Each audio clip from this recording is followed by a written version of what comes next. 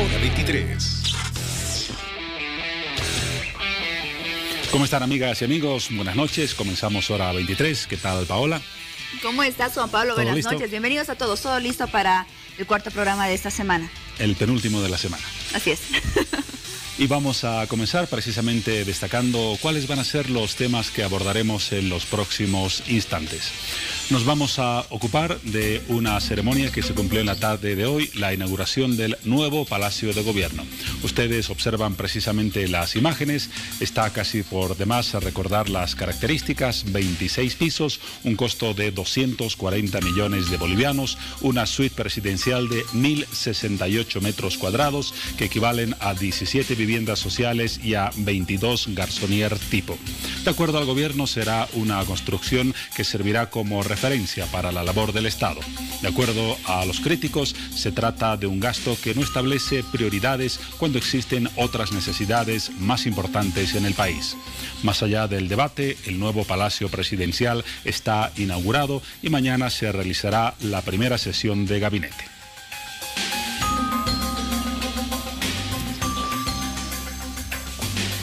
Bueno, pero como todos los jueves, Juan Pablo, vamos a presentar también el reportaje de investigación que lleva a cabo Hora 23. Nos hemos enfocado en distintos temas a lo largo de todos los jueves pasados. Y bueno, esta noche hablamos de una realidad que afecta a muchos países y Bolivia no es la excepción. Hablamos del aborto. El aborto.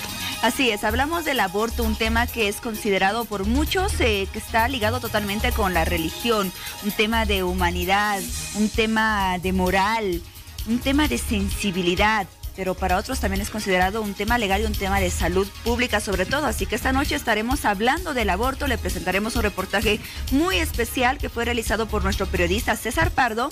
Y bueno, estaremos analizando este tema que sin duda genera debate y además muchas opiniones. Seguimos revisando temas. Quizás recuerden que a principios de la semana tuvimos como entrevistado al presidente de la Comisión Mixta de la Asamblea Legislativa, que nos habló sobre la convocatoria al cargo de Fiscal General del Estado.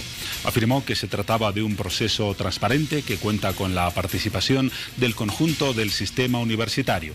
Pero existen dudas al respecto. Tendremos hoy la presencia del rector de la Universidad Mayor de San Andrés, Waldo Albarracín, que nos dirá si se considera o no representada, por ejemplo, la UMSA, en los representantes del Comité Ejecutivo de la Universidad Boliviana que participarán en el proceso de selección y calificación de los postulantes. Un tema abierto al debate. Bueno, y sin duda uno de los objetivos que tenemos en el programa es que usted pueda participar con nosotros, pueda ser parte activa de todos los temas que vamos abordando. Y para ello tenemos disponibles las redes sociales, así que le damos la bienvenida ya a Piti, que se encuentra lista para iniciar este programa. ¿Qué tal, Piti? Buenas noches. ¿Cómo están? Buenas noches. ¿Cómo están todos? Buenas noches. Bienvenidos al sector de redes sociales de Hora 23. Como Juan Pablo lo anunció, hablaremos de la elección del Fiscal General del Estado. Y ya los invito a que puedan participar de la siguiente publicación. Elección del Fiscal General del Estado. El registro de candidatos estará abierto hasta el 26 de agosto y luego se dará paso al proceso de verificación de requisitos. Los invito a participar de esta publicación ingresando a nuestra página de Facebook Hora 23 y también nuestra línea de WhatsApp se encuentra habilitada y es el 776-77223.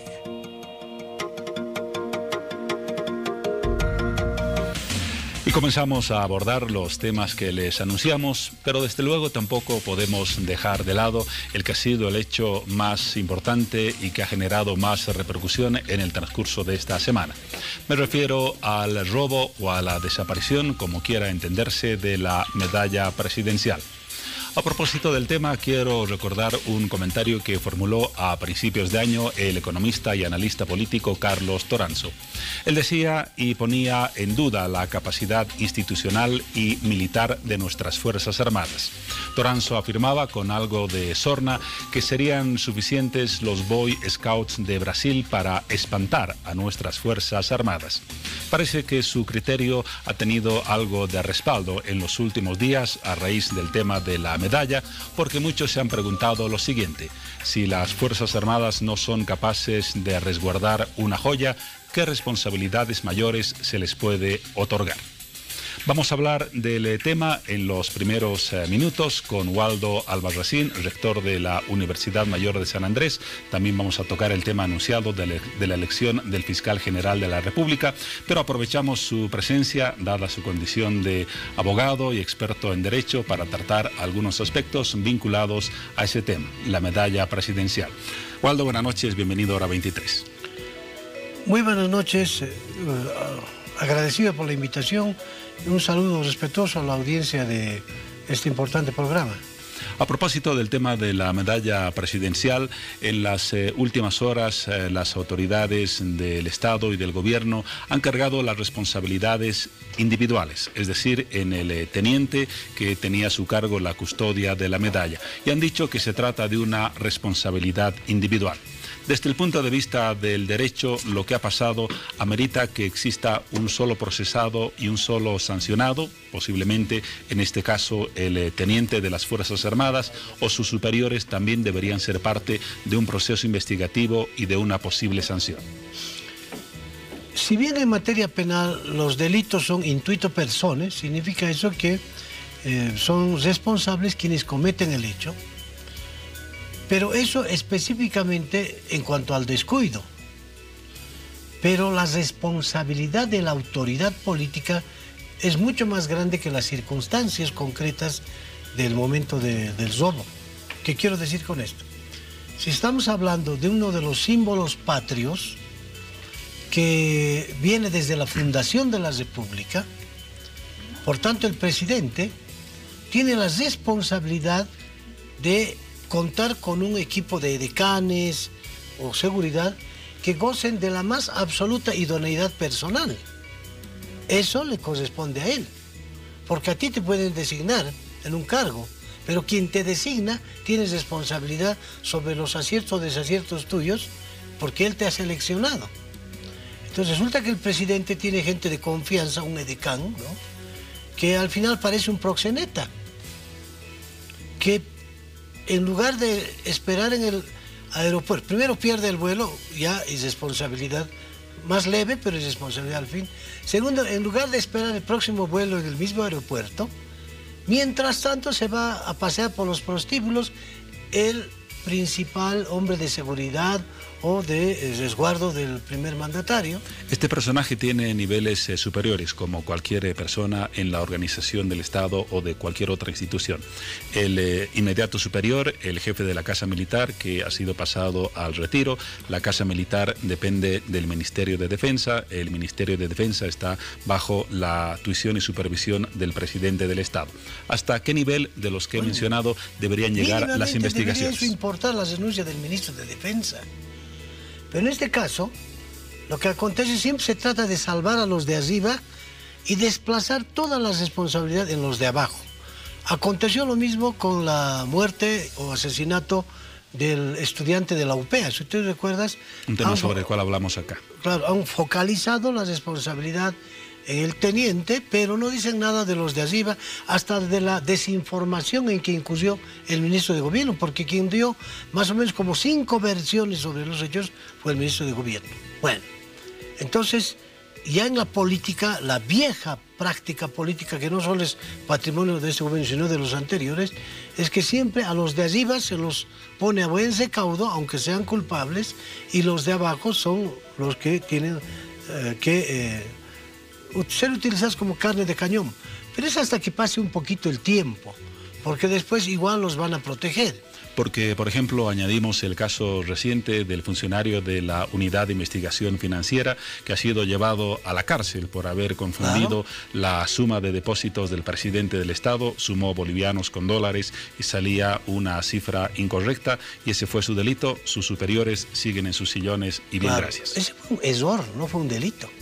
En materia no solo penal, administrativa, hay que diferenciar el error de la transgresión y del delito. Son 3 figuras distintas.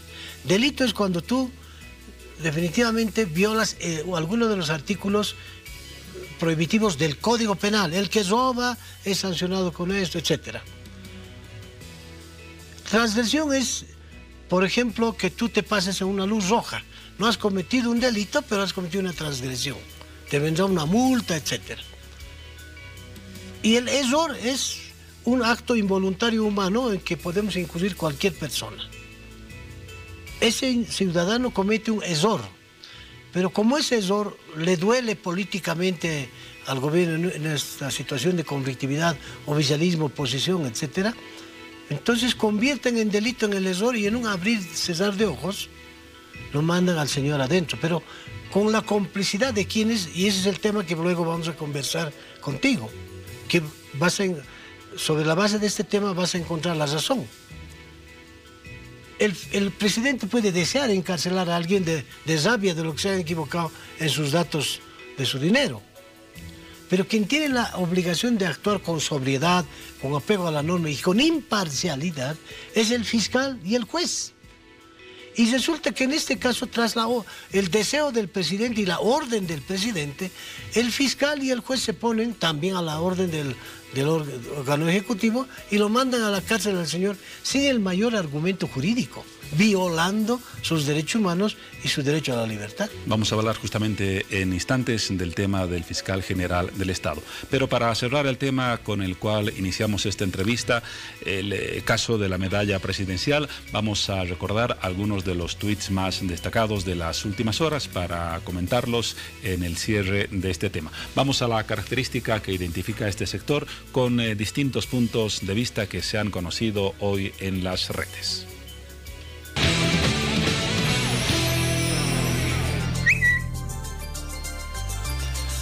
Hablamos del pronunciamiento de Esteban Urquizo, él es gobernador del departamento de Chuquisaca. Él ha dicho: el robo de la banda y medalla presidencial es mal utilizado por la oposición que sale a mediatizar el tema para dañar la imagen del hermano Evo. Pedimos a los opositores que dejen de difamar a nuestro hermano presidente. Otro tuit, en este caso de Susana Rivero, diputada del MAS. Ella comenta: para quienes usan bandera de Bolivia de trapo, capa o bioquín, y a los que celebran afrenta al símbolo patrio con excusa de protesta, pero el mismo día se escandalizan por el robo de la medalla, les digo, actúan con la misma hipocresía con la que no cumplieron el referendo del gas. Otro punto de vista, en este caso del otro sector, la oposición. Samuel Doria Medina ha tuiteado hoy: domingo ponen cientos de policías para que Evo dé un mal discurso mientras el pueblo le clama que se vaya. Martes pierden la medalla, hoy estrenan un palacio monumental. Es un gobierno agotado, unidad y coraje para mandar a estos tipos a su casa.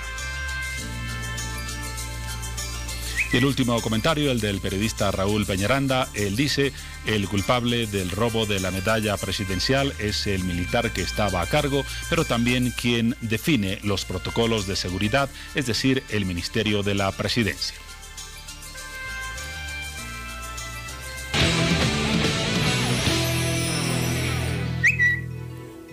Los apuntes, comentarios y análisis sobre el tema de la pérdida de la medalla presidencial. Ahora sí, Waldo, en el tema del fiscal general del Estado, yo mencionaba en la presentación que la selección de los candidatos va a contar con la representación del sistema universitario. Así nos los dijo hace un par de días el senador que preside la comisión mixta.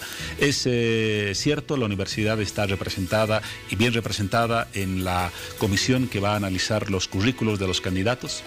La universidad no está ni mal ni bien representada. Directamente no está representada por una razón elemental, lo que te comentaba extra micrófono. Resulta que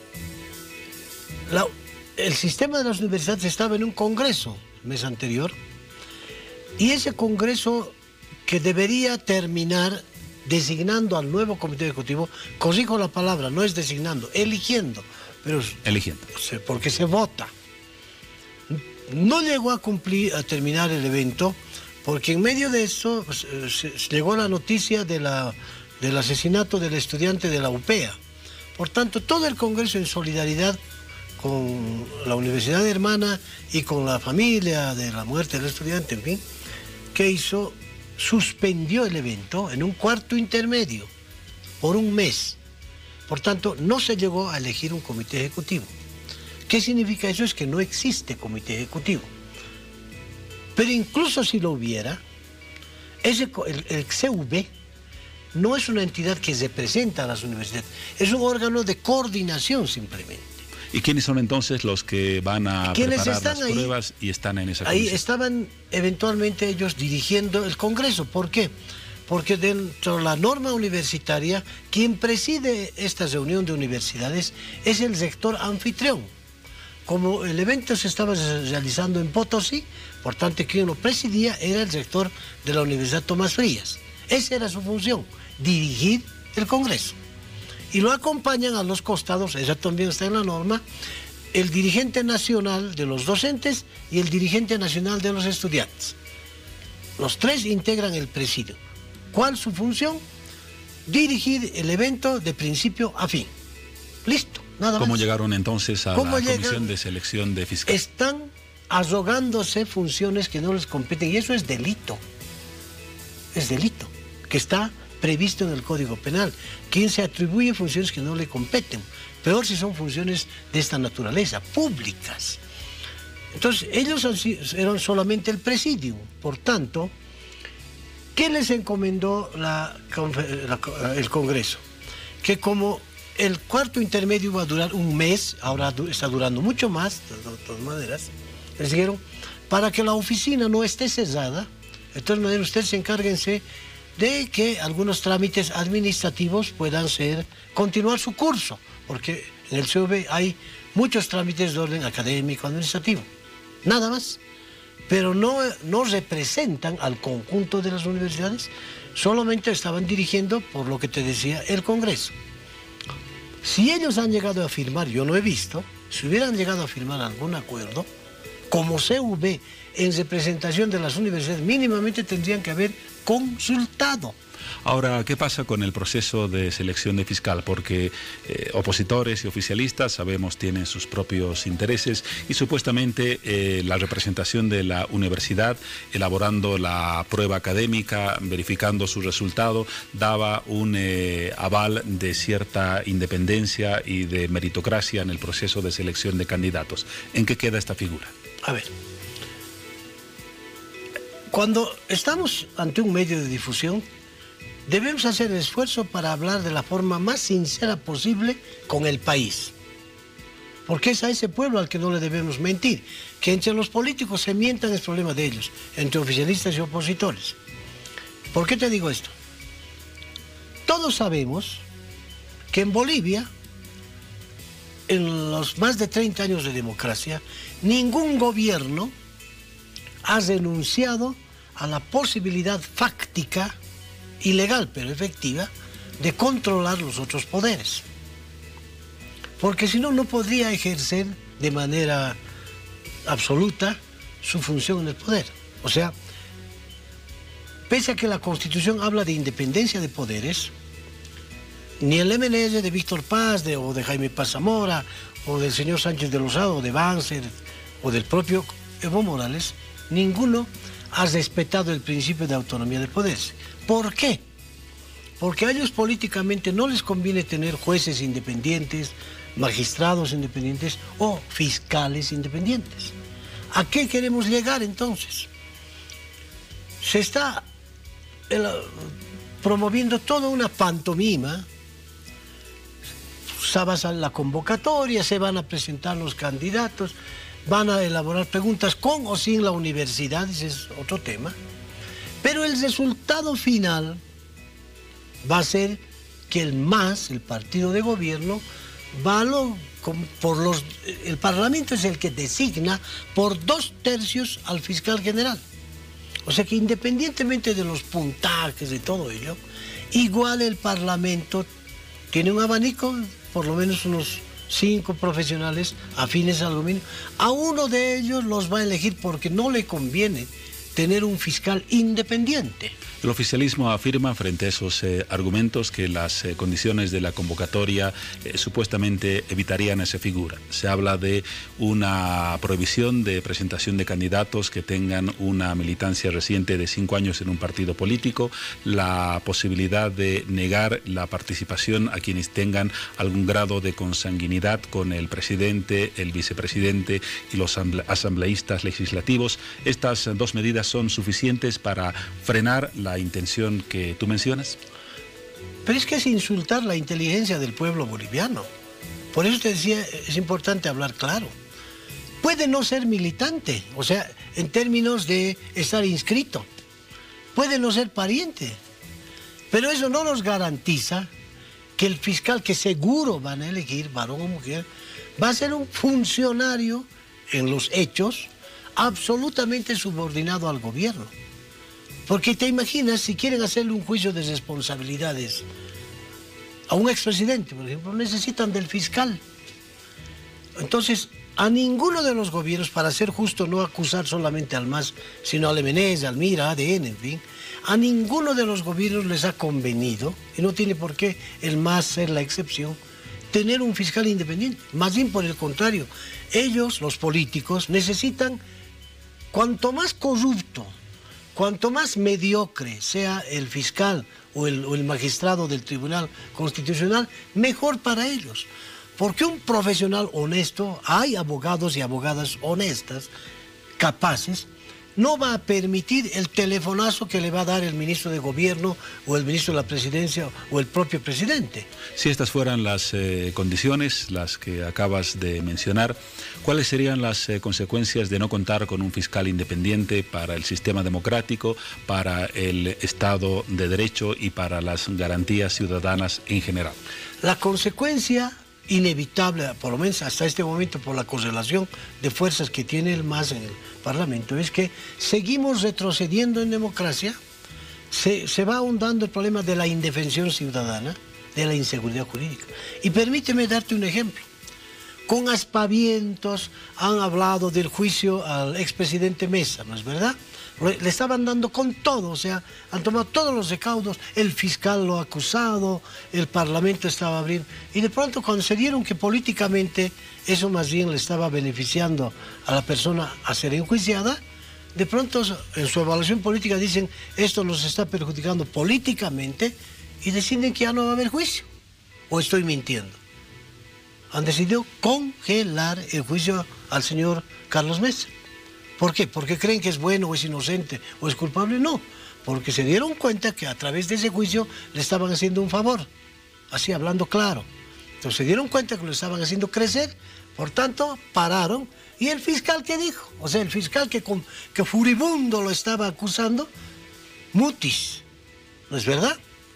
Para eso necesitan fiscales absolutamente genuflexos, es decir, para que desde el Palacio le digan, acusa a esta persona o no acuses a esta otra. Dale impunidad a este otro, aunque sea culpable, o mandarlo a la cárcel, etc. Ellos necesitan muñecos, no necesitan abogados honestos o abogadas honestas, porque una persona honesta, reitero, no va a permitir ni la presión económica ni la presión política, se va a someter solamente a la ley. Como dijo Franz Tamayo, la única servidumbre que no mancha es la servidumbre a la ley. Pero ellos necesitan más bien exactamente abogados con parámetros de lo contrario, es decir, serviles, mediocres, mejor si son corruptos, porque al corrupto lo puedes manipular. Para cerrar el tema, Waldo, mencionaste que la representación o la supuesta representación de la Universidad Boliviana en la comisión no es legítima. ¿La UNSA va a impulsar alguna acción legal para cuestionar esa participación? Claro que sí. ¿Cuál va a ser? Sí, vamos a... primero estamos exigiendo que se realice, que se reanude el Congreso, porque ellos tenían que haber consultado al Congreso, o mínimamente a la conferencia, a una conferencia de universidades, que es una instancia inferior, pero que podía autorizarles. O al final, ¿no es cierto?, que cada sector asuma su responsabilidad, pero no ellos, porque se están arrogando una representación que no la tienen. Ahora, eso no es casual. Los tres son afines al gobierno. El máximo dirigente nacional de los docentes, el máximo dirigente de los estudiantes, aquel estudiante que, bueno, es estudiante pero tiene la edad de un docente, de un decano. anda por los 50 años, ¿no? Y el actual sector de la Universidad Tomás Frías, que si bien no le vamos a poder demostrar con credencial su militancia, pero por todo lo que está haciendo está demostrando que está con absoluta voluntad de congraciarse con el gobierno. La UMSA es la que está actuando con dignidad, pero no es por decisión individual del sector. Es el Consejo Universitario, aquella instancia colectiva donde de más o menos 50 personas, entre decanos, estudiantes, docentes, ese órgano colectivo de gobierno ha decidido, ya en los anteriores procesos de selección de judiciales, decir no, porque no nos vamos a prestar a esa actitud tan inmoral en la que está incurriendo el gobierno. Y en el caso de fiscales lo mismo, porque no podemos permitir que se engañe al pueblo con semejante pantomima. La palabra de Waldo Albarracín, rector de la Universidad Mayor de San Andrés. Primero su visión respecto al tema de la semana, la pérdida de la medalla presidencial y el criterio que establece el equilibrio en la presentación de opiniones sobre el proceso que se ha iniciado esta semana, el proceso para la selección de fiscal general del Estado. Gracias, rector, por su presencia solamente en Hora 23. Para terminar, permíteme un refrán en el caso del militar que por ir de prostíbulo en prostíbulo se hizo robar la medalla. ¿Cuál es? Dime con quién andas y te diré quién eres. Interprétalo como tú quieras. Me refiero al presidente y me refiero a su edecán. En ambos casos se aplica perfectamente esto. Dime con quién andas, te diré quién eres. Gracias y hasta una próxima oportunidad. Cerramos aquí los temas que abordamos en este primer sector de Hora 23. Les presentamos un amplio menú al inicio de nuestro programa. Será tiempo de desarrollarlo tras estos mensajes.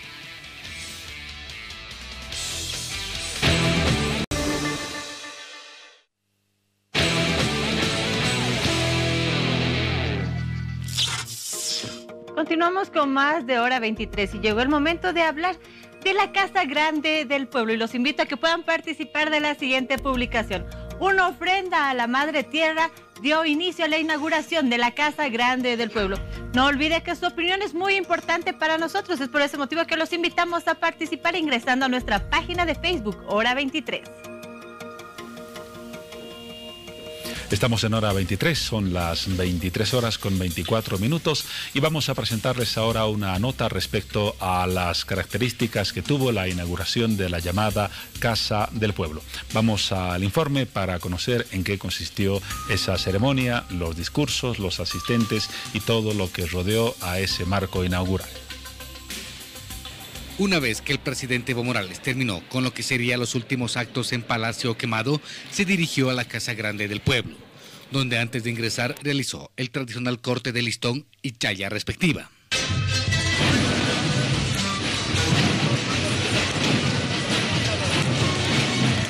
El programa de los actos de inauguración contó con una ceremonia ancestral andina, sumado de una bendición católica a cargo del cardenal Toribio Ticona. En el nombre del Padre, del Hijo y del Espíritu Santo. Amén. La gracia de nuestro Señor Jesucristo, el amor de Dios Papá, que nos quiere a todos, y la comunión del Espíritu Santo esté siempre con ustedes. Posteriormente, ya en el hall de la Casa Grande del Pueblo, dirigentes de distintas organizaciones sociales e instituciones hicieron uso de la palabra.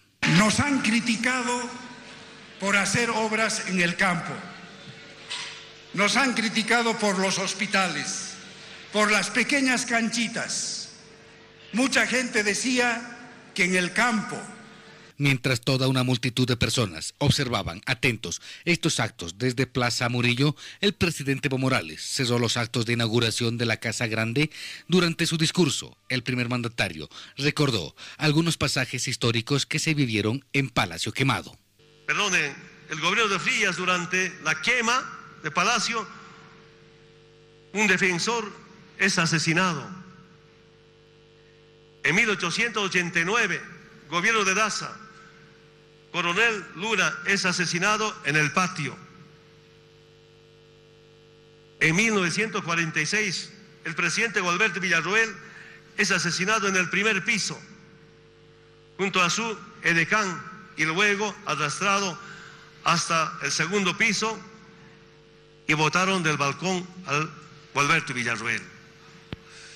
Que los días sábados, los novios después del matrimonio, si quieren visitar, pueden ir al helipuerto de la Casa Grande del Pueblo a visitar. Con estas palabras finales, el primer mandatario dio por inaugurado el nuevo Palacio de Gobierno denominado la Casa Grande del Pueblo. ¡Que viva nuestro proceso de cambio! Queda inaugurado. Esos son los aspectos más salientes de la ceremonia de inauguración del nuevo Palacio Presidencial. A esta hora de la jornada vamos a establecer contacto con la Plaza Murillo, allí no con la Plaza Murillo, con Yubinka González, que se encuentra en la Plaza Murillo. El orden es el preciso. Yubinka, ¿cómo estás? ¿Cuál es en este instante el panorama que se presenta en las proximidades del nuevo Palacio Presidencial? Buenas noches. ¿Cómo estás, Juan Pablo? Buenas noches, me lo mencionabas. Nos encontramos en la Plaza Murillo y bueno, hoy, 9 de agosto, se inauguró de manera oficial la Casa Grande del Pueblo, con una inversión de más de 240 millones de bolivianos. 19 artistas han plasmado todo su arte a través de los 9 pisos de los 26 que se encuentran en la Casa Grande del Pueblo, plasmando la cultura también de las 36 naciones indígenas originarias, ¿no? A partir de las 6 de la tarde se hizo el corte de la cinta, donde ya se ingresaba a esta Casa Grande del Pueblo. Organizaciones sociales, cabe resaltar también que ya marchaban desde la Plaza San Francisco y las autoridades también ingresaban para hacer una huacta, ¿no? Como ya lo escuchábamos en la nota, para ofrendar a la Pachamama y oraciones respectivas también por parte de amautas. Y bueno, el primer piso del interior de la casa está con un inmueble moderno, ¿no? Donde se realizaban también los actos oficiales, con la presentación del himno nacional y la Sinfónica Nacional. Realmente actos importantes que se han dado el día de hoy, y por supuesto lo daba a conocer el primer mandatario, que estudiantes van a poder acceder, y parejas también fines de semana, a conocer el helipuerto y más que todo tomarlo como un mirador. Y bueno, por supuesto también mencionar que ya 5 ministerios van a estar presentes en la Casa Grande del Pueblo, como ser el Ministerio de la Presidencia, de Cultura y Turismo, Comunicación, Medio Ambiente y Agua y Energías, que ya empezarán a realizar las labores respectivas, Juan Pablo. Y bueno, también se realizó un acto donde ya están cerrando prácticamente, donde existía música acá en la Plaza Murillo, y ya está todo terminado, como pueden observarlo, cuando son ya las 23 horas con 29 minutos. Ya se encuentran alzando esta tarima donde se presentaron varios grupos musicales en conmemoración a esta Casa Grande del Pueblo. Juan Pablo. Gracias, Yubinka. Es el primer contacto. Te pedimos ahora que te desplaces al frontis del nuevo Palacio Presidencial para que en algunos minutos nos cuentes, por ejemplo, si hay circulación de vehículos, si está permitida o no por la calle Potosí y por la calle Ayacucho, o cuáles son los detalles de esa nueva circunstancia en el centro de la ciudad. Así que volveremos contigo y con nuestra unidad móvil más adelante. Muy bien, Juan Pablo. Gracias a Yubinka. Vamos a seguir hablando del tema. Estamos en estudio con Nicanor Baltasar, secretario de Organizaciones de la Central Obrera Boliviana, quien estuvo presente en la ceremonia de inauguración del nuevo Palacio Presidencial, y nos va a comentar la visión de la COP sobre esa nueva edificación. Don Nicanor, buenas noches y bienvenido. Buenas noches, Juan José. Juan Pablo. A Juan Pablo, mejor dicho. Un gusto de estar acá en su medio. Para nosotros tenerlo. Usted estuvo presente en la ceremonia de inauguración. ¿Cuál es la visión de la Central Obrera Boliviana sobre esta nueva edificación y sus características? Bueno, yo creo que realmente la Central Obrera Boliviana desde un inicio, y creo que inclusive desde el Congreso de Tupiza, ha tenido una convicción, y a la vez analizando también el tema de lo que este proceso no solamente viene, diríamos, de un movimiento que sea el MAS y PSP, sino que ha sido, diríamos, de una lucha de todo el pueblo boliviano. Entonces es de acompañar este proceso. Evidentemente creo que, diríamos, la gestión anterior quizás hemos tenido unas fisuras dentro de la Central Boliviana, y creo que, diríamos, nosotros siempre hemos respaldado todo proyecto que sea, digamos, en beneficio del pueblo boliviano. Siempre hemos respaldado. Ahí están las nacionalizaciones, ahí está, inclusive, diríamos, el fortalecimiento de las empresas, y creo que como inicio de hoy, especialmente, diríamos, como dirigentes nacionales, más que todo, siempre nosotros habíamos pedido de que, usted sabe, Si usted tiene una casita, es una familia nueva, tiene una casita de adobe, tiene que mejorarla. Y creo que ha sido un inicio, quizás del presidente, es de tener un palacio, evidente el Palacio Quemado, que ha sido de muchos años de historia, desde la época de la colonia, y bueno, llegando a una independencia de la República, y creo que ha servido muchos años. Y creo que era necesario también modernizar nuestro país, y creo que ahí estaba, diríamos, el presidente quizás pensando en una nueva casa grande del pueblo que se llama ahora, y creo que era necesario que nosotros tenemos que ser parte de esa situación, de ese proceso, porque evidentemente lo que nosotros necesitamos de que el pueblo tiene que cambiar, el país tiene que cambiar en su imagen, en su estructura, en carreteras, en lo que es la economía, la estabilidad económica. Ahora la nueva edificación, el nuevo Palacio Presidencial, ha sido denominado como Casa Grande del Pueblo. ¿De qué manera ustedes, como representantes del sector obrero, se sienten parte de esa casa? Mira, primero que inclusive en este proceso ya nos hemos sentido siempre parte, inclusive de ingresar al Palacio. Usted sabía de que anteriormente, cuando era, digamos, en las últimas gestiones de los neoliberales, en el Palacio los únicos que participaban en las posiciones de los ministros eran parientes, familiares, hijos de los ministros. El pueblo era difícilmente de que ingresemos, y si había conflictos, inclusive nos recibían en Caritas Bolivia, en algunas instituciones de la iglesia, para hacer negociaciones cuando había demanda de los trabajadores. Pero sin embargo, ahora es permanentemente, la reunión ha sido en el Palacio Quemado, en el Palacio Viejo, siempre hemos estado presentes.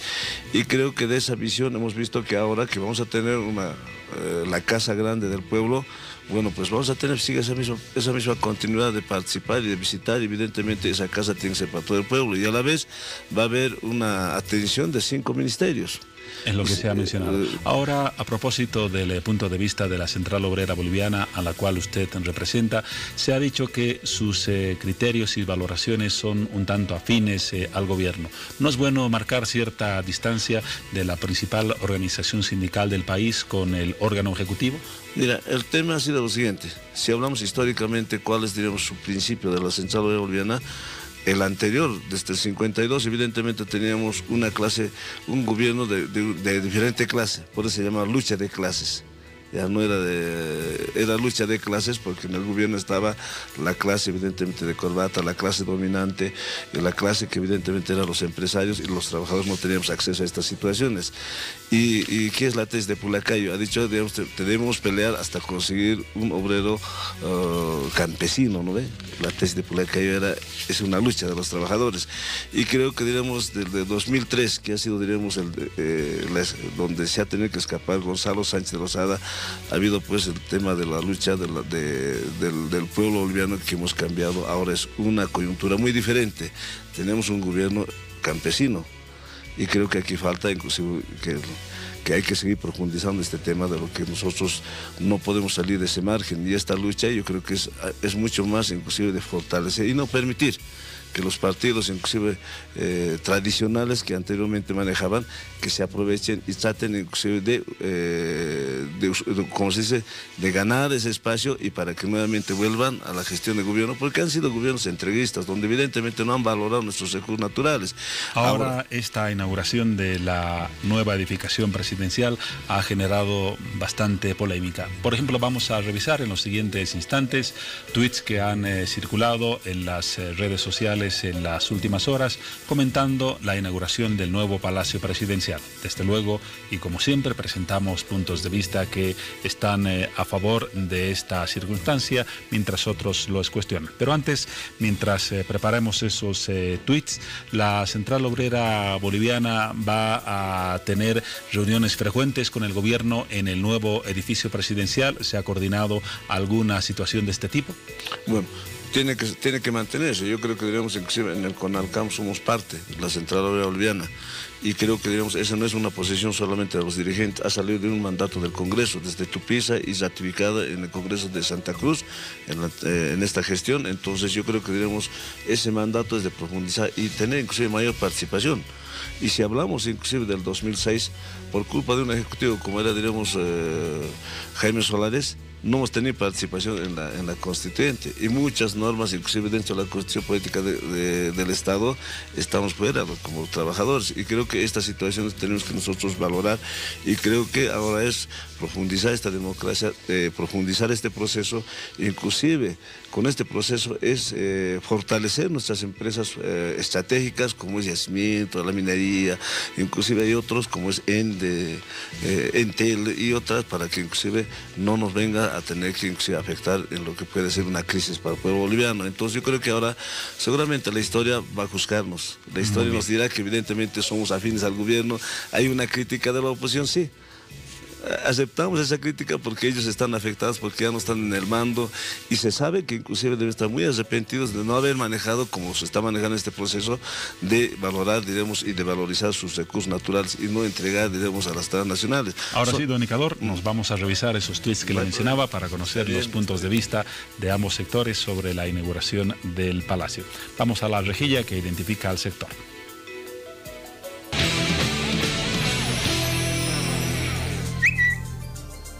Comenzamos con un tuit de la cuenta de la Cámara de Diputados de nuestro país que dice: la diputada del MAS, Sonia Brito, afirmó que la inauguración de la Casa Grande del Pueblo se constituye en un día muy importante porque se está celebrando un nuevo triunfo más del presidente Evo Morales. Un tuit de Página 7 que refleja el ambiente que se vivió esta tarde en La Paz a propósito de la inauguración del Palacio Presidencial. ¿Qué queremos? Evo de nuevo, gritan diferentes organizaciones sociales que ingresan a la Plaza Murillo en una multitudinaria marcha para ser parte de la inauguración del nuevo Palacio de Gobierno. Puntos de vista diferentes a continuación. Mauricio Melgar, un ciudadano como tantos en las redes, opinó hoy: ojalá un día inauguremos un super hospital de lujo con todo el equipamiento necesario en beneficio del pueblo en vez de un palacio para Evo. Otra ciudadana, en este caso Eliane Capobianco, ha dicho: estamos indignados con el Palacio de Evo. Este es un palacio para que Evo disfrute de lujos mientras el pueblo boliviano sufre de pobreza, sufre sin tener atención adecuada en la salud y sufre sin empleos. Es un presidente totalmente alejado de la realidad y de las necesidades.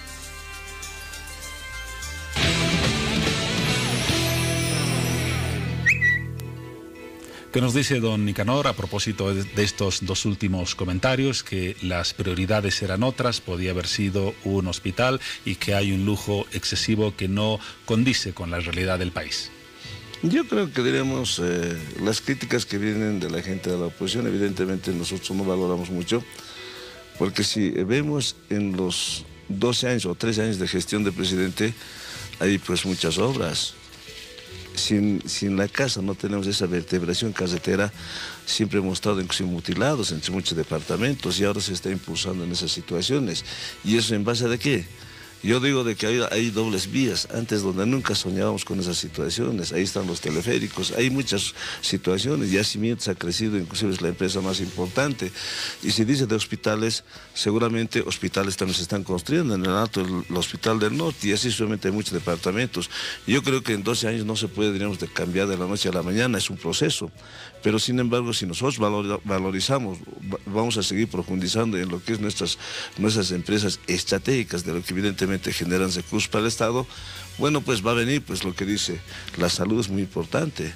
Inclusive estamos quejando, hay plata inclusive en la Caja Nacional de Salud para los asegurados, pero que sin embargo estamos estancados hasta ahora por falta de los malos administradores que no avanzan en esta situación. Ahora el Estado yo creo que ha hecho una propuesta y un proyecto de que inclusive van a ser hasta hospitales de cuarto nivel, y eso hay que impulsarla. ¿Y cómo tenemos que impulsarla?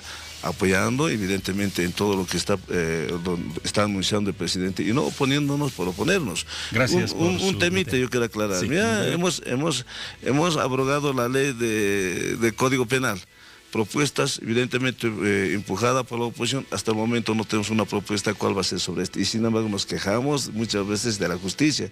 Creo que la justicia hay que nomás crear con una nueva ley, pero sin embargo ahí estancan. Y esa es, diremos, la versión de la oposición, que ya muchas veces nos critican a la Central Obrera Boliviana, indicando de que nosotros somos muy sometidos al gobierno. No, este proceso hay que cuidarla, hay que profundizarla, hay que seguir adelante. Evidentemente, seguramente la población y la juventud a futuro nos van a tener que juzgar si hemos hecho bien o hemos hecho mal. Está claro su punto de vista. Teníamos pendiente un segundo contacto con Yubinka Gosalves sobre el ambiente en esta hora de la noche en las proximidades, exactamente ya en el frontis del nuevo Palacio de Gobierno. Yubinka, cuéntanos los datos en este instante, por favor. ¿Cómo estás, Juan Pablo? Bueno, ya lo mencionabas, nosotros ya estamos en la parte frontal de la Casa Grande del Pueblo y bueno, la calle Potosí se encuentra cerrada desde la Ayacucho hasta la Socabaya y bueno, nos mencionan que esta calle se abriría a primeras horas de la mañana y mostrar también, ¿no?, este panorama que es muy importante para que la gente pueda estar atenta y prever, ¿no?, que no puede pasar en este horario todavía. Cuando son, Juan Pablo, permíteme observar la hora, las 11:42. Algo muy importante que podemos mencionar y rescatar también de acá es que se encuentran todavía lugares abiertos al frente justamente de la Casa Grande del Pueblo, lugares de diversión, ¿no?, donde existen consumos de bebidas alcohólicas. Toda esta cuadra prácticamente las personas asisten y hace minutos nada más estábamos viendo personas que ingresaban y salían sin ningún problema. Hay que ver qué es lo que se va a hacer en el transcurso de los días, ya que también constituye una problemática grande, puesto que se encuentra frente a la Casa Grande del Pueblo, Juan Pablo. Entonces, Yubinka, está restringida la circulación de vehículos, más no restringida la circulación de personas. ¿Es esa la situación? Así es, totalmente. Las personas pasan normalmente, sin embargo, los vehículos no pueden ingresar. Muy bien, seguramente ya se decidirá en el futuro qué se hará con esos locales de consumo de alcohol ahí prácticamente frente al nuevo edificio presidencial. Gracias, Yubinka, por los dos contactos y la actualidad del tema hoy en el nuevo edificio presidencial. Está bien, Juan Pablo. Para el cierre, don Nicanor Baltasar, seguramente ya preparado para próximas reuniones en Palacio de Gobierno en la nueva edificación. Bueno, compañero Juan Pablo, yo creo que diremos en este momento, va a haber críticas evidentemente, pero yo creo que hay que mirar al futuro. Al futuro, yo creo que diremos acá hay que trabajarla. Primero, como petroleros, nosotros hemos apoyado desde un inicio inclusive diciendo de que hay que refundar yacimientos. Y lo habíamos logrado desde el 2003. Imagínate, ahora es una empresa muy importante. Y creo que en todos estos aspectos, en Entel, muchas cosas que se han nacionalizado, todas esas empresas generan recursos para el Estado. Y por eso tenemos, digamos, esa esperanza de no permitir, evidentemente, que hasta mientras se profundice, se enraíce y se patente que esas empresas van a ser bolivianas, nosotros estamos totalmente comprometidos de que, evidentemente, la Agenda 2025 se tiene que cumplir. Y eso es nuestro respaldo al presidente. Y así, de frente, tiene que ser de claro, no tenemos que estar a medias tintas queriendo ocultar nuestras situaciones. Este proceso tiene que ir adelante y vamos a tener que seguir apoyando a nuestro presidente Evo Morales porque él es el que conduce la nave del Estado y creo que ha entrado en historia. Estamos en historia. Hay un cambio, evidentemente. Mucha gente, exactos, critica con actos de corrupción, pero no dice quién es el corrupto.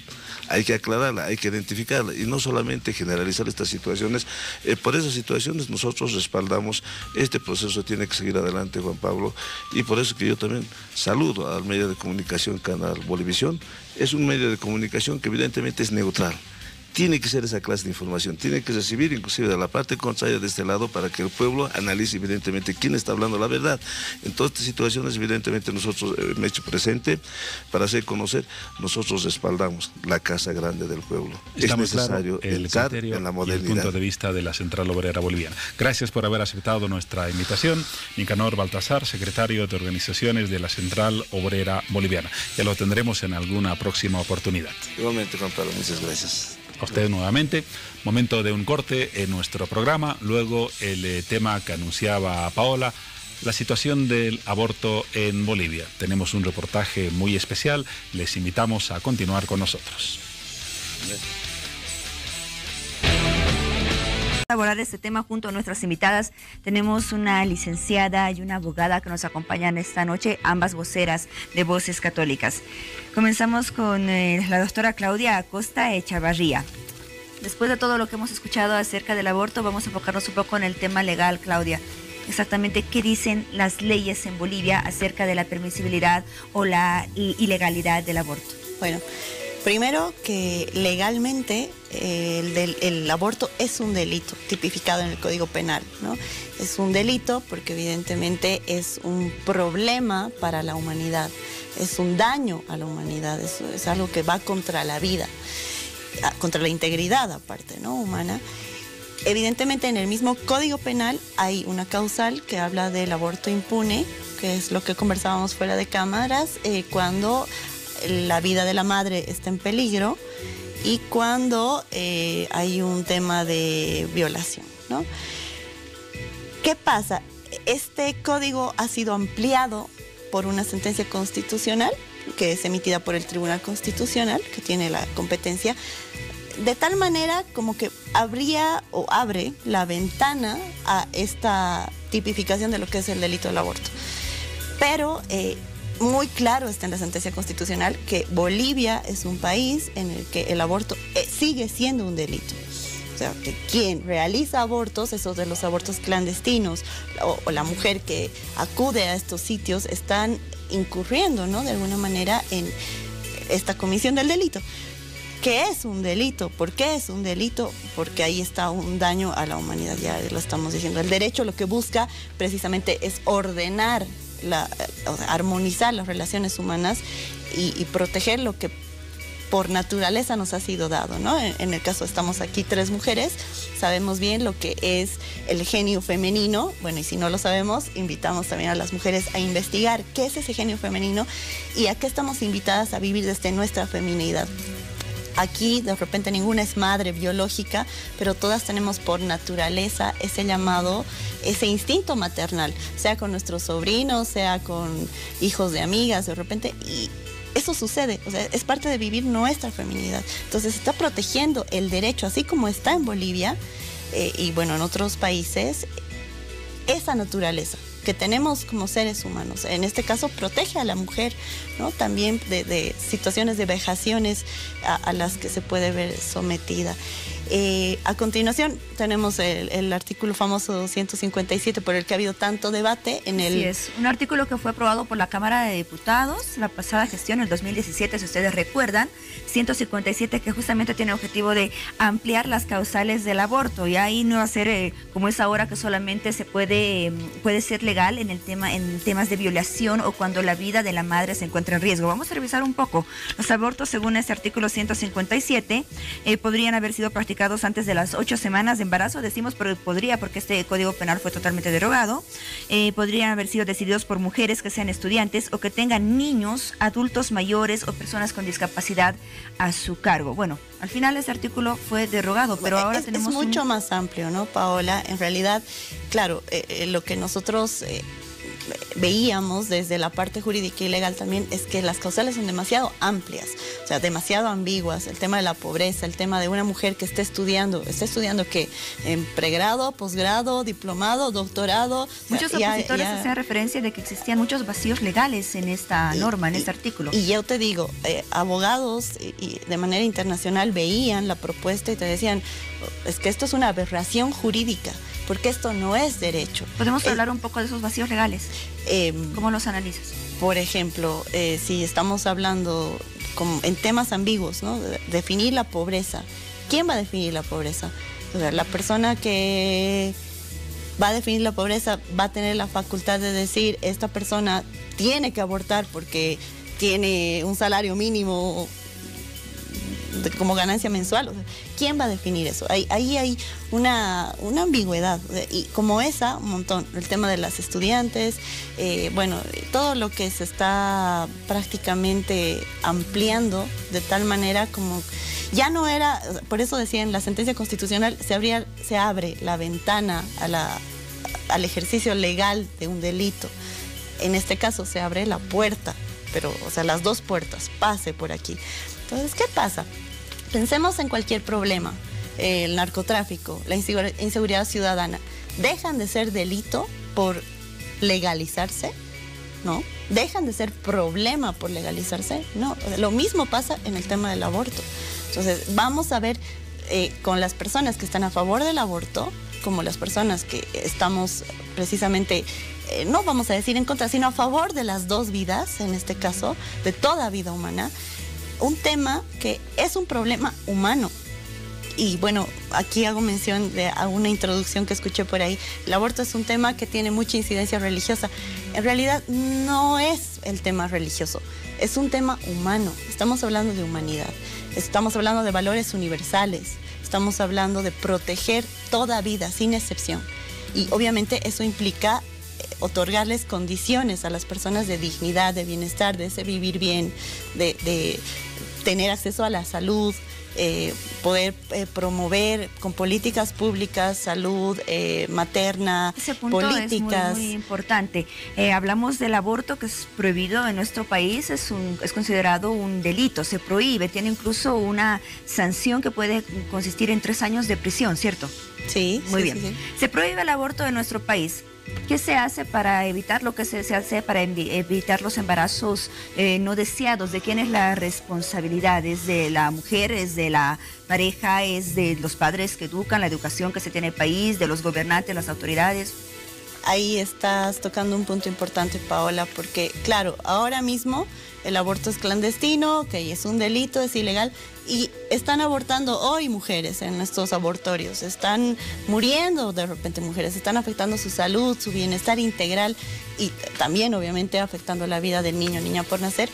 Pero, ¿qué es lo que tenemos que hacer? Propuestas, ¿no? Y hay, te lo digo ahora con la experiencia de Argentina, proyectos de ley donde se está proponiendo realmente soluciones al problema de fondo, en temas de facilitar la adopción a las mujeres que tienen un embarazo no deseado o a las mujeres que han sido violadas, facilitar la adopción, el trámite de adopción que no es nada sencillo, por un lado. El otro tema, políticas de salud materna, el otro tema está el trabajar la educación sexual responsable, educación sexual afectiva. O sea, no desconozcamos al ser humano en todas sus dimensiones. No somos solo materia, cuerpo, placer, que es lo que los derechos sexuales y reproductivos nos hablan y nos promueven ahora con esto que se mencionaba en el documental Repartir Anticonceptivos. Es como que solamente te estás enfocando desde una perspectiva hedonista, de alguna forma refiriéndonos al tema de exaltar el placer. O sea, haz lo que quieras con tu cuerpo, pero cuídate. Y en realidad es un engaño porque tampoco te estás cuidando y eso sabemos, o sea, los anticonceptivos no son 100% seguros. Vivimos como que engaño tras engaño. Entonces trabajemos en la educación sexual responsable, educación sexual afectiva, en la integralidad del ser humano. Educar a nuestros jóvenes en el amor, enseñar a amar. ¿Qué es amar? El saber dar vida con plena conciencia, ¿no? Con plena voluntad, con plena responsabilidad. O sea, libertad es un lado de la moneda y responsabilidad la otra. O sea, todo lo que estoy compartiendo de alguna manera lo he podido leer en proyectos de ley, ahora del hermano país Argentina, y propuestas de personas que están en Cámara de Senadores, propuestas de abogados, especialistas, juristas, con doctorados, que buscan precisamente proteger derechos fundamentales de los que estamos hablando, derecho a la vida, derecho a la dignidad, salud, educación, como corresponde, hablando de todo ser humano, sin excepción, sin excepción. Esto es para todos. Muy bien Alejandra, después de después de conocer acerca de todos los puntos legales que toca nuestro país respecto a ese tema del aborto y las propuestas que tú mencionaste como una posible solución para proteger la vida tanto de la madre, de la mujer, de los niños y no recurrir a este acto que es el aborto, que es también considerado un delito. Tengo una última duda antes de cerrar este tema legal. En Bolivia se permite el aborto, por ejemplo, en casos de violación, lo mencionábamos. En el caso de una violación, una mujer, por ejemplo, ¿qué procesos, qué pasos legales debe seguir para poder recurrir a un aborto legal posteriormente? Precisamente a raíz de la sentencia constitucional, antes, según el Código Penal, todavía vigente, había que acudir a una orden judicial, o sea, tenía que haber un proceso de investigación y que realmente se haya verificado que haya habido violación, ¿no?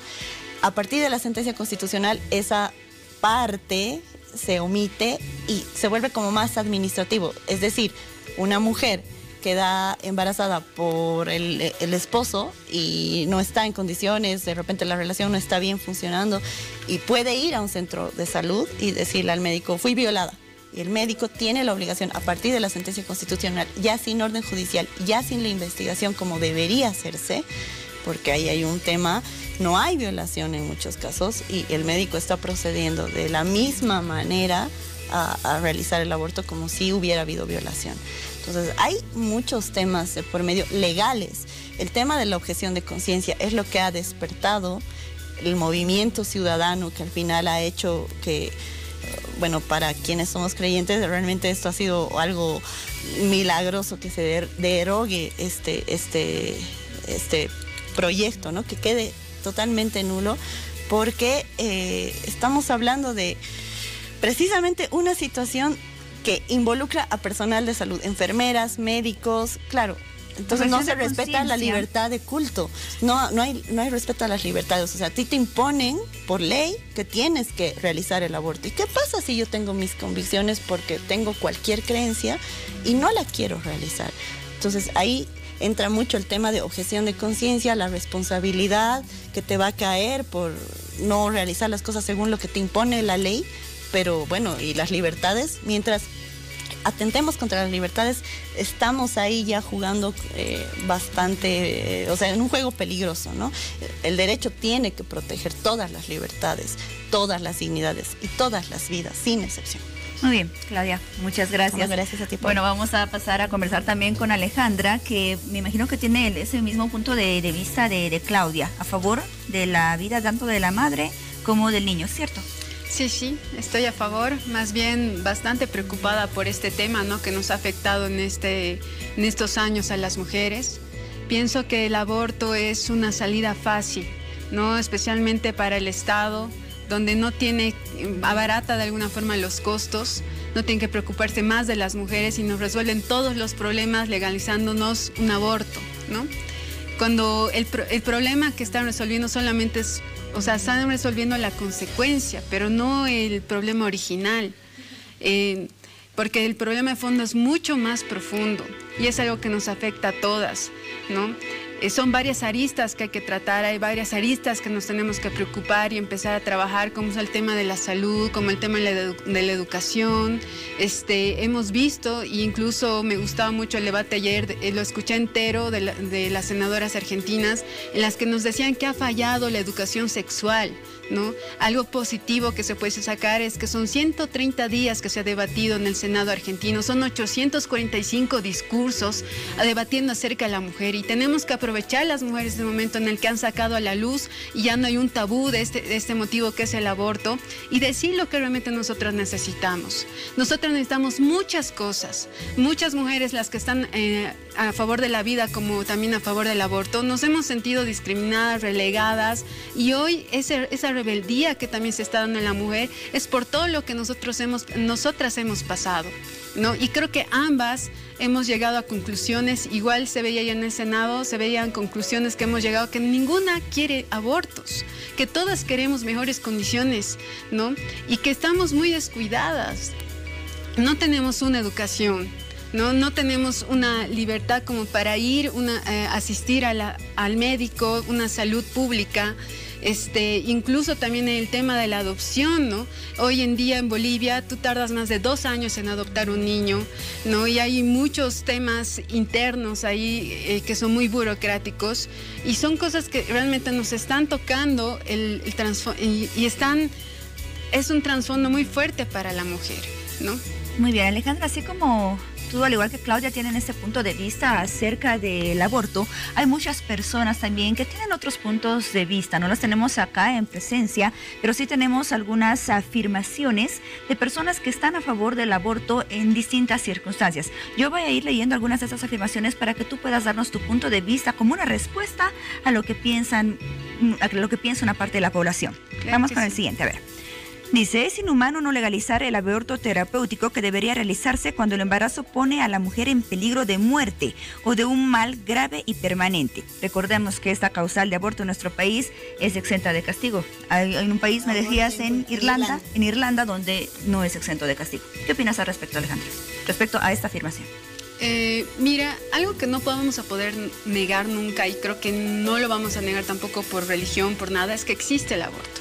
Incluso en la entrevista que ustedes han mostrado abortos médicos, casos médicos, en los que el aborto sea de forma espontánea, ¿no? Pero esto es algo que ocurre en la mujer y por eso nunca vas a poder juzgar, y es un vía crucis que vive cada mujer en ese sentido. Pero también hay que ponerse a pensar que cuando ya el aborto es de otra forma, ¿no?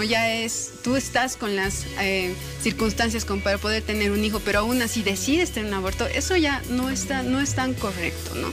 Entonces ahí eso también depende mucho de la mujer, de una decisión propia, de lo que un médico le pueda aconsejar, y que también la mujer tiene derecho a tener toda la información antes de aceptar un aborto, ¿no? Tiene que tener toda la información acerca de cuáles son los pros y los contras, qué es lo que va a pasar y realmente si esto la va a beneficiar o no a ella, ¿no? Si ella va a poder tener la voluntad de sobrellevar ese trauma, porque es un trauma el aborto para toda mujer. Bien, Claudia, el caso de la violación es un punto muy especial en este tema del aborto. Y otra afirmación, por ejemplo, dice, es brutal e inhumano permitir que una mujer tenga el hijo producto de una violación. Por ello, y para estos casos debería legalizarse el aborto llamado sentimental. Ese tipo de aborto también es exento de castigo en nuestro país. Gracias, Paola, por la pregunta, porque realmente yo pienso que, y justamente hay estudios que el índice de violaciones, de mujeres violadas en Bolivia está disparado, ¿no? Es uno de los países donde más víctimas de violación hay. Y obviamente deben haber un montón de televidentes que están viendo y se sienten identificadas con este punto.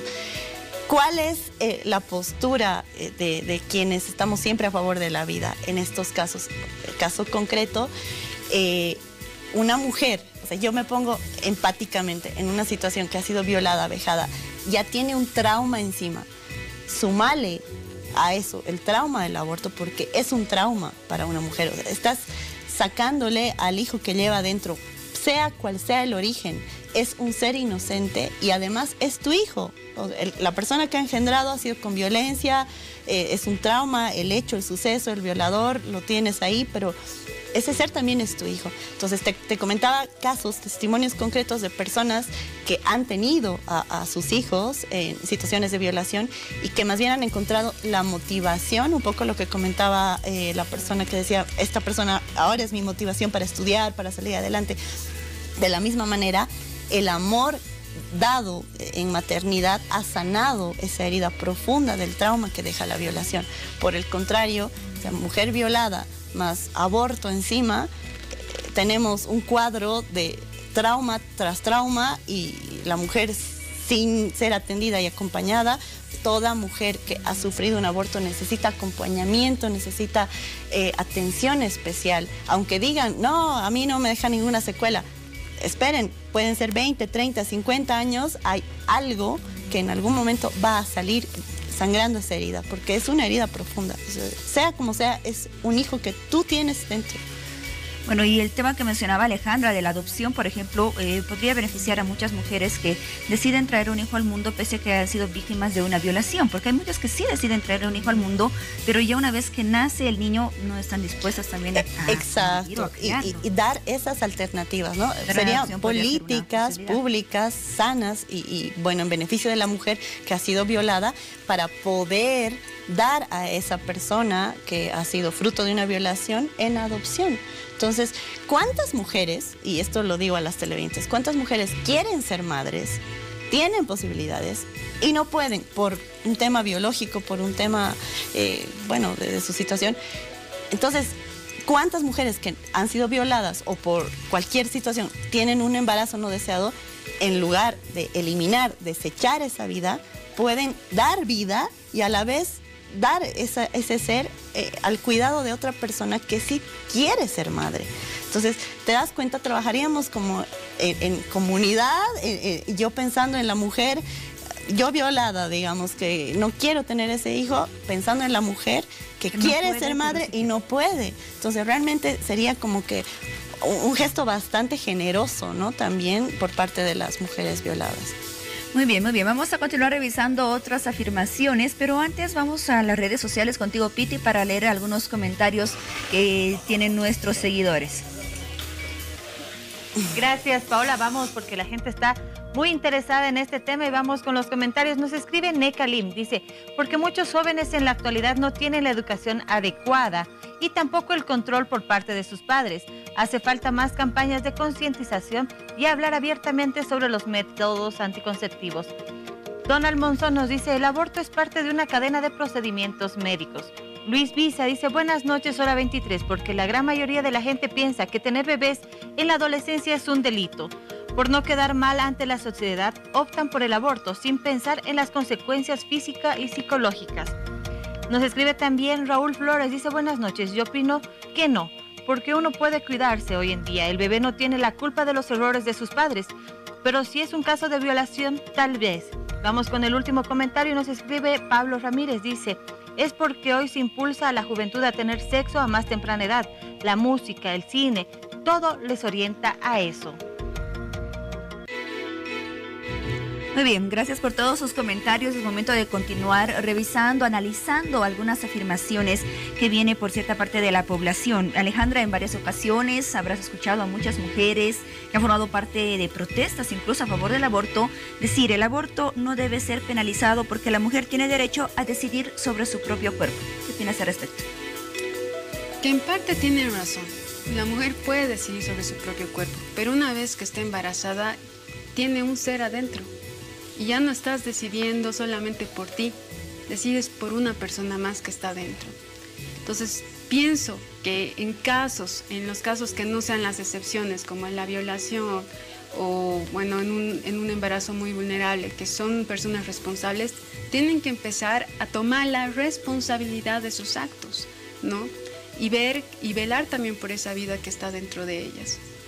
Muy bien, Claudia, ¿consideras que en un país donde se legaliza el aborto van a comenzar a incrementar las tasas o cifras de abortos? ¿Eso es lo que tú piensas o consideras que más bien podrían reducir? Bueno, está también demostrado, ¿no?, que los países que es legal el aborto, primero que eso de aborto seguro, igual hay mortalidad materna en la realización del aborto legal. O sea, acaba de suceder también, si no me equivoco, bueno, no tengo el país ahora mismo, pero hay una niña víctima de esta situación. O sea, en un país donde es legal, el aborto seguro terminó con la vida de esta persona. Obviamente estás legalizando algo, como que fomentando de alguna manera la actividad. ¿Qué pasa? Los violadores van a seguir haciendo su agosto, de alguna manera, por así decirlo, violando a sus víctimas. O sea, la mujer que vive en condiciones de hacinamiento con un padrastro, con un violador, la viola, bueno, es legal abortar. Y a continuación vuelve a la misma habitación con el mismo violador. Entonces, ¿cuál es la real solución jurídica, si se quiere, desde el derecho? Tener sistemas judiciales que funcionen y que realmente, o sea, primero se investigue y se haga un debido proceso para sancionar a quien cometa delitos. O sea, es tan sencillo como eso, pero mientras no tengamos sistemas judiciales que funcionen como deben funcionar y sancionen a los violadores, pues seguimos en una situación de promiscuidad y sí de fomentar, legal o no legal el aborto, es una realidad y es un problema. Y al legalizarlo es como que estás dando a entender, la gente que no tiene formación, bueno, está bien. Y luego se normaliza la situación, lo que pasa en las clínicas más grandes abortivas, cantidad de mujeres entran a abortar y sí se incrementan los índices. Eso es una realidad. Muy bien, muy bien. Ya para cerrar la entrevista, entonces, Alejandra, Claudia, voy a pedir a ambas que podamos finalizar con algunas conclusiones, recomendaciones o algún mensaje que ustedes quieran dar respecto a este tema. Comenzamos contigo, Alejandra. Bueno, yo me he sentido muy tocada por todo lo que ha pasado en estos días y quiero darle un mensaje a las mujeres que están a favor del aborto. Que yo sé que ayer, como las que estamos a favor de la vida, estaban muy pendientes de la televisión y de lo que estaba pasando. Sé que a muchas nos apasiona esta causa y nos toca el corazón. Quiero decirles que no son no solamente ustedes están a favor de la mujer, nosotros también, y estamos luchando por eso, porque también tenga la mujer mejores posibilidades. Sabemos lo que es estar con los pies cansados en esta lucha. Sabemos y lo que significa el valor de la vida de la mujer y estamos luchando por ello. Muy bien, gracias Alejandra. Claudia. Bueno, a mí me gustaría decir que el aborto es un problema real que toca a la humanidad, que tenemos que sensibilizarnos con aquella mujer en situación de vulnerabilidad, sea cual sea, víctima de violación, temas de pobreza, embarazo no deseado. Es una mujer vulnerable que necesita políticas públicas reales que solucionen el problema de fondo, salud, para ayudar a esa madre en su maternidad. Educación, para que nuestros jóvenes estén enterados de lo que es la educación sexual afectiva, educación sexual responsable, integral, atendiendo al ser humano con todo lo que es y no solamente la parte del placer. Políticas para mejorar nuestro sistema judicial, que sancionen a los violadores, que se sancione a quienes cometen los delitos. O sea, estamos hablando de aborto clandestino como si fuera algo legal, como si fuera algo bueno, como si fuera normalizado, cuando es un delito. Y si es un delito es porque el derecho todavía tiene esa misión de proteger estos derechos fundamentales que son de todos nosotros. Entonces, como padres, como personas que tal vez estemos en temas de educación, transmitir estos valores a nuestros jóvenes y animarlos a formarse y no dejarse engañar por tendencias de música, lo que se mencionaba en los documentales, ¿no? De películas, en temas de promiscuidad, a vivir una sexualidad ordenada. No estamos hablando de dogmas, de creencias, sino de humanidad, desde la antropología, lo que el ser humano necesita para ordenar su vida y así también en libertad ser responsable. Muy bien, Claudia Acosta Chavarría, abogada y vocera de Voces Católicas. Gracias por esta oportunidad. Paola, un gusto. Igualmente agradecemos a Alejandra Sevilla, licenciada y vocera también de Voces Católicas. Alejandra, gracias, Paola. Ha sido un gusto. Nos damos una pausa y ya volvemos con la parte final de Hora 23. Espérenos.